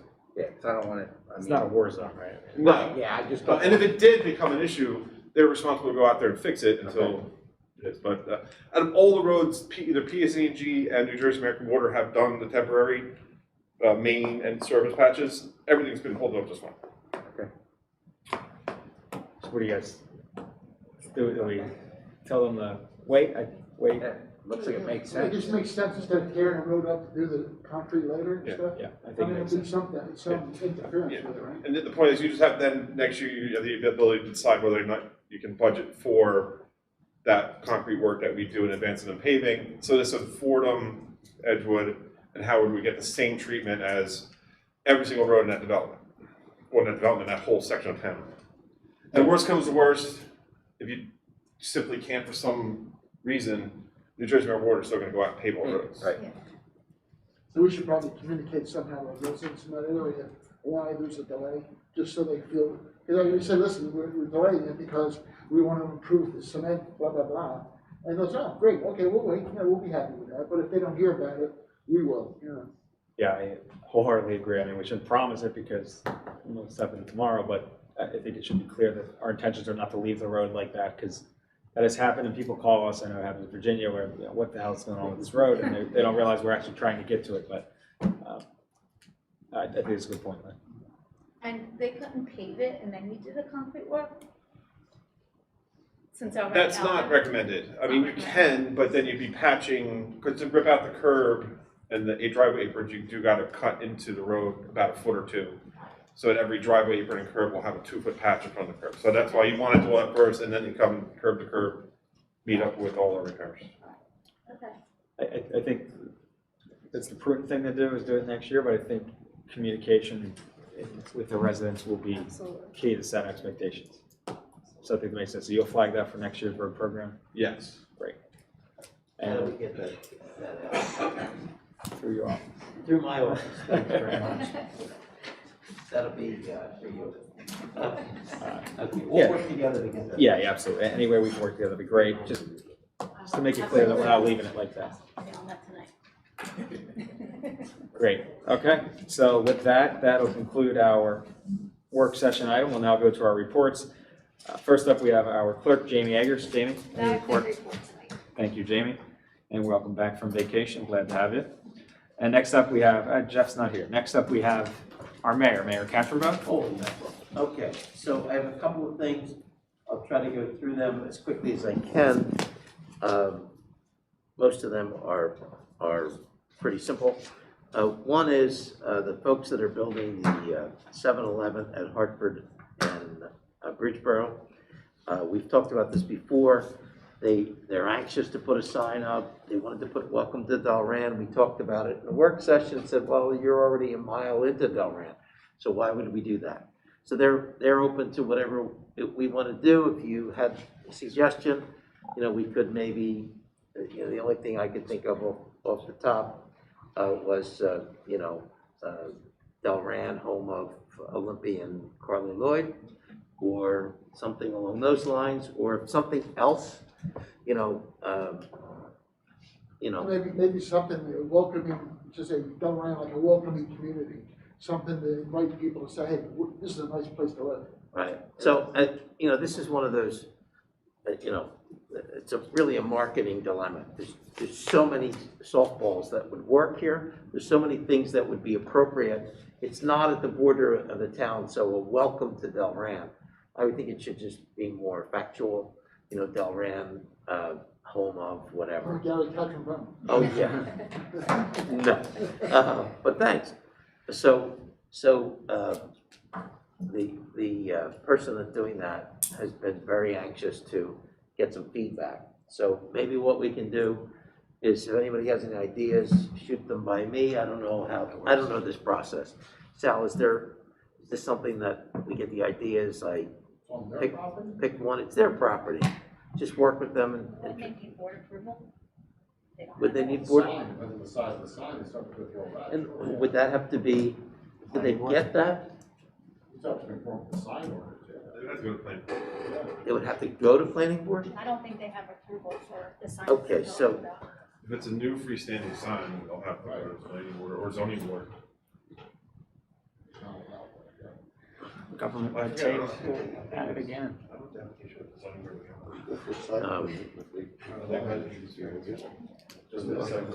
Okay, so If they were, Let me- were originally for use variance. They just have to go back to them. We'll check that out. Amended. Right there. Okay, we'll check into that and go from there. Second thing is, we've talked about this before, Historical Society would like to meet with myself and one or two council people. I know that Tom had volunteered in the past. We could have two without having sunshine law issues. If anyone else would like to volunteer, they had suggested 3 dates to me. They would be Mondays in September, the 6th, the 13th, or the 20th. 6th is Labor Day, so not that day. See what happens when you don't actually look at the calendar.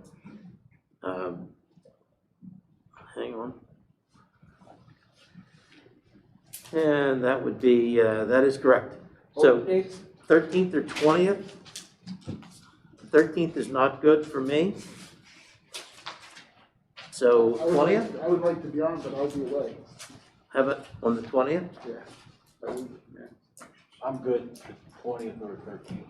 Okay, so let me propose that we propose different dates, and this does not require to be here in a meeting. I just figure we're all together. Take somebody else. So we'll get together, I'll call them, see if we can come up with another date. But I forgot that was Labor Day. So I'll reach out to Mal and we'll figure out another date for that. Next thing is, we are planning to have a job fair. This is kind of the reverse of what, normally you have a job fair for people who are desperate to get jobs. In this case, we're having a job fair for people who are desperate to get employees. So almost everyone has been, I'm in. We're gonna do it right here. It'll be September 24th. And we'll start to promote that once all the details are finalized and everything is good. Okay? Now, And- that's for Delran employers? That's for Delran employers and employees, you know, hopefully it would be, I think almost all the businesses except one are desperate to hire additional folks, and it would be limited to Delran employers, because that's what we're in charge of. So that'll be good. Just wanted to get have that on everybody's calendar. And finally, many of the council folks joined me. Just like to thank Jamie McCracken from Pizza Amore, who opened up his toppings at Amore this past Monday, or 16th, I guess it was that last Monday? The Monday before this Monday. It was a great thing. They were calling it Cops and Cones. Police were there in force, both serving and greeting the folks. The kids had a great time. They had a police car there, and they got to turn on the siren and sit in the thing. The best line was one of the moms said to one of the dads, or one of the police officers, "Could you put handcuffs on him? It would remind us of the old days." And the husband just said, "What?" It was an awesome moment. I won't soon forget. That is it for me. Thank you very much. Thank you, Mayor. Next up, we have from our solicitor's office, Sal Sestiano. Sal, anything in public? I couldn't possibly follow the. I'll leave it at that. Well said. Well said. Thank you, Sal. Next up, from our engineer's office, CME Associates, we have two with us tonight, Jim and Greg. Anything for you guys in public? I just want to give you a quick update on the capital projects. Conroe, the county started work on the bridge at Swedes Run at Conroe. That's going to take about 4 to 6 weeks, probably closer to the longer end. Our contractor was already out in advance of the county to do some prep work for drainage improvements and curving and sidewalk at that bridge. They still have to do some other ramps and stuff for our Conroe, but once the county is done, we're going to be in a position to do the paving work, which will take about a week. So it's probably going to be about September, early October time. Stewart's done and restored. That's the drainage improvements we did. We were actually able to find another problem out there when they were doing the work and get it fixed within the contract amount, so that's good.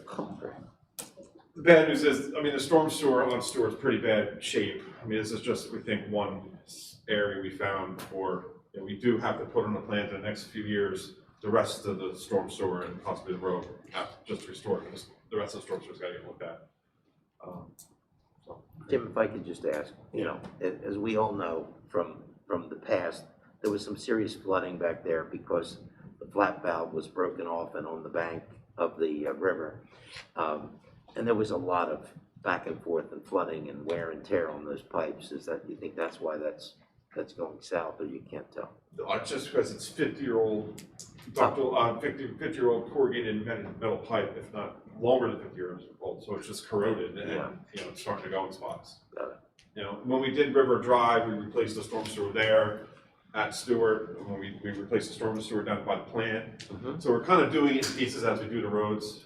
River Drive is actually going to be repaid soon as well by the 2019 road program contractor who delayed that because of the county's trail work, which is now completed through there. So that is actually that's going to be paid soon. But no, it's just, the flooding doesn't help because I think there's salt water in it. Yeah, I mean, that water intrusion did not help with the pipe condition, but it's that and just its age and needs to get addressed at some point. Great.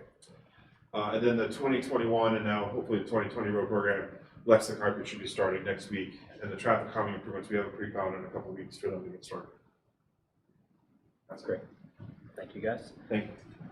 Next up, we have reports from members of council. First up, Ward 1, Councilwoman Virginia Pareo. I do not have a report this evening, thank you. Thank you. Next up, we have Councilman Marlo Smith. Yes, real quick. Just got a couple of quick items. I know it's August, but we will be getting back into the back to school season soon. As a matter of fact, Delaware High School has its orientation tomorrow, and then 2 weeks from tomorrow, the school year will begin. So traffic patterns will be changing. For those that are driving in the mornings and the afternoons. So be sure you look out for students that are walking to school, walking to and from school. So just wanted to make mention of that. Thank you very much. Next up, we have Councilman at Large Lynn Jennings. Len? I have no reports to report this evening. Thank you very much. Next up, we have our Vice President of Council, Councilman Tom Lyon. Yeah, thank you. I'm actually looking forward to how the traffic calming is going to work out on those couple roads. I've had a lot of people ran and whatnot, so excited to see that get done. The other thing is the tree program, with being able to buy trees and whatnot. I think that's awesome. So I know I'm on board with that. I'll see if I can get my organization to get on board with it also, and I think that's just a great thing. And obviously, with COVID, somebody who hasn't vaccinated, keep at them. if we get more people vaccinated, I sure would love to take this mask off again, you know, so that'd be good. And that's it, that's my report. Thank you very much. And I have no report this evening. So now it's our time for public comment. So I'll ask for a motion to open the floor to public comment. Motion. All in favor? Aye. Those opposed? The motion carries. Our floor is now open to public comment. The public who is here, if you could please raise your hand, and you're more than welcome to ask any questions or comments. You could just state your name and address for the record and use your outside voice. My name is Sharon Coriel, 7 Marcia Drive. I have a question. At one point in the work sessions or council, there was a discussion about Conroe, and that was some exchange program with this area that is now going to be started at the bridge, with an exchange for the county to take over the section of Hartford that is currently owned by Delaware and not the county. What is the status of that? And why would we enter into a shared services agreement for traffic lights on a road that we're owning, that we were supposedly handing over to the county in exchange for Conroe? I'd be more than happy to explain where we're at with that. So it's a long process. The mayor has worked, before he was the mayor, this has been going on for years. We've worked with the county. The county is going to take over Hartford Road. One of the main benefits to that for us is that, one, it's a large road that more than Delaware residents use it, so it should be their responsibility. If you don't mind, I'll take this off for this discussion. And it allows the county, who has economics of scale, or economies of scale that we don't have, to work on fixing those lights, right, which are very expensive to fix. There's a light at Fairview there that everybody complains. I saw it was on Facebook yesterday about, which we all are well aware of. And also the intersection at Hartford and Conroe, which is also a burden as well. The county has the infrastructure and the resources to be able to address those issues that we frankly don't have. So that's the benefit we get out of it. We're going to take, part of the swap is we're taking Chester Ave. Chester Ave is mainly traveled by Delaware residents, a little bit of Riverside residents. It's a brand new road, it's just been paved. So for us, it's financially beneficial for us, and residents are going to get hopefully some better services on that road come Hartford.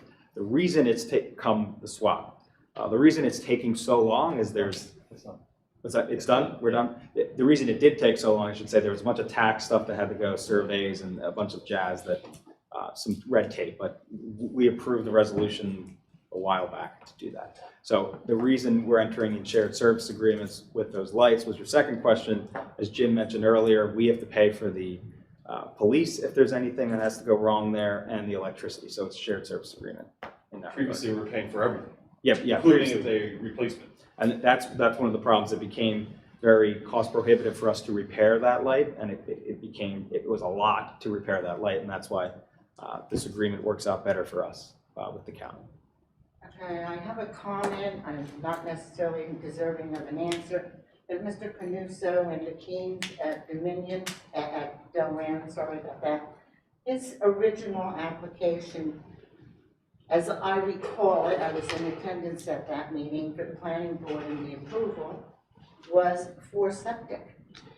And I see the builder is now having an issue with that, and I sympathize with his plight, but I also feel that he knew what he was applying for, and now he wants to play a little ploy with us and see if we can maneuver our brains to be accommodated by him standing here and saying he conducted a study. I would like to know what credentials he has specifically to that area, that he can come up with these formulations to convince you men and women, sorry.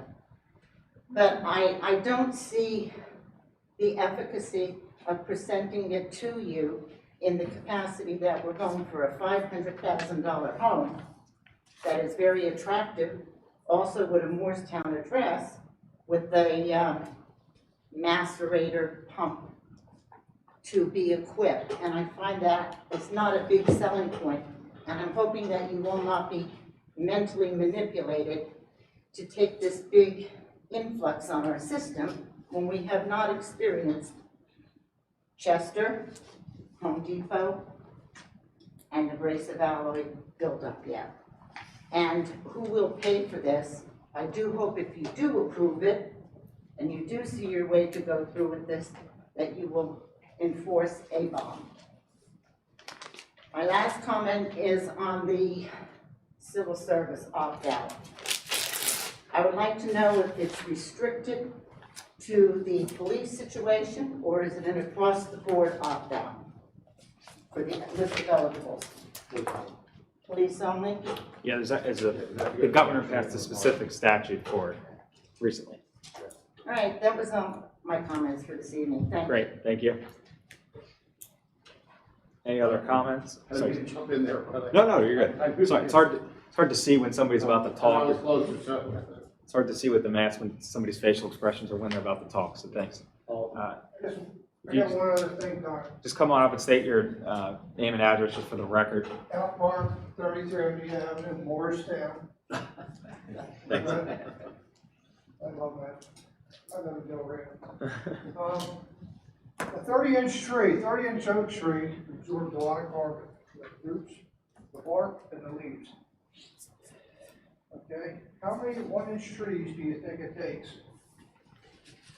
A ratio to that 30-inch tree. Anybody got an idea?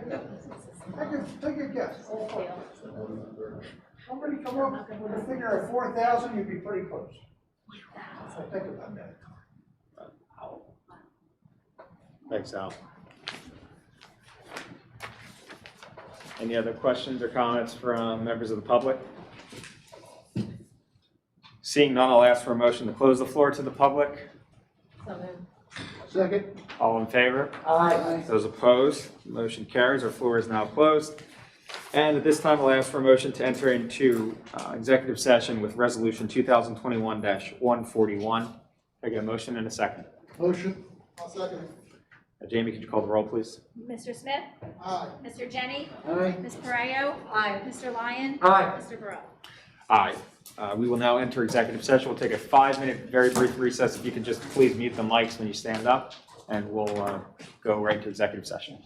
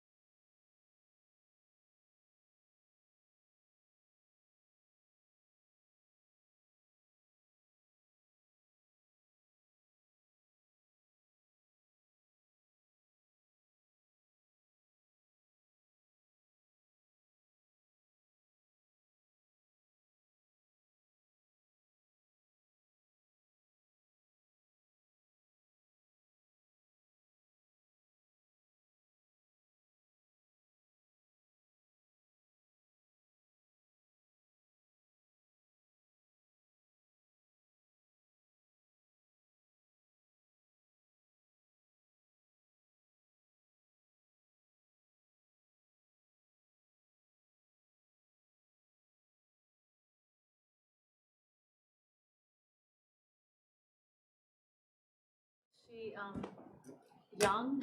She's young. Young, good looking. Young, Was she- attractive yeah, woman. hopefully she was good looking, She's right? a- yeah, one of Can you the- remember her name? Yeah, I wish I could. I was trying to think of it. It's I like can't Betty remember the White. name of the All right, ladies and gentlemen. Every time she came on, I looked at her because her face. All right, ladies and gentlemen, we're back out of executive session. There's no action to be taken, so I'll ask for a motion to adjourn. Motion to adjourn. And a second from Lynn. All in favor? Aye. Those opposed? Motion carries. Thank you very much, everybody. We will see you in a couple weeks. Good night. You can all mute your microphone. Thanks. Those only things,